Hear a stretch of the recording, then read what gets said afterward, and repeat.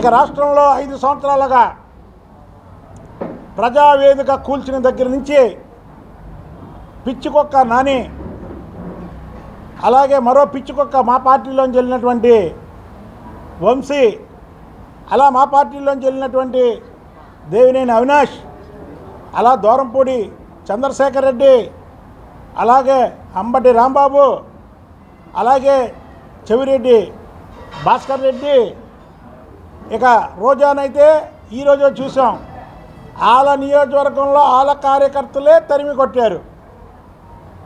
జగన్మోహన్ రెడ్డి అన్న ప్రతి ఒక్క మాట జగన్మోహన్ రెడ్డికే తెలిసింది. పవన్ కళ్యాణ్ గారి గురించి మాట వస్తే 3 పెళ్ళిళ్ళు అన్నాడు. ఇవాళ 4వ పిల్లని నీకు రంకు మొగడే కూర్చున్నాడు పవన్ కళ్యాణ్ గారు. జగన్మోహన్ రెడ్డికి రంకు మొగడే కూర్చున్నాడు ఇవాళ ఈ రాష్ట్రంలో. ఒక వ్యక్తిని మాటికి 3 పెళ్ళిళ్ళు అన్నావు కదా, ఇవాళ ఒప్పుకుంటావా నువ్వు?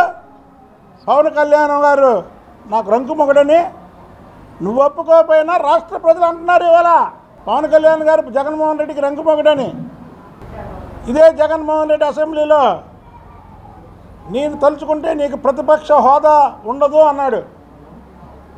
151 మధ్యలో 5 తీసాడు, 1 ఉంచాడు. ప్రతిపక్ష హోదా కూడా లేకుండా చేశాడు భగవంతుడు, ప్రజలు.